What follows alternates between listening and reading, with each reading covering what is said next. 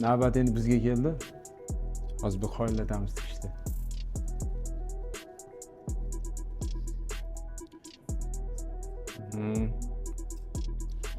Endi ko'plab bemorlarda bu amaliyotlarni bajarganmiz. Endi bu mulyaj albatta. Lekin mulyajda ham o'ziga yarasha qiyinchiligi bor. Qanchalik chiroyli xatosiz bajarsangiz, keyin bu joyda a'lo darajadagi o'yinlarni olamizda. Xato bilan bajaradigan bo'lsangiz, albatta buni kompyuter xato qiladi.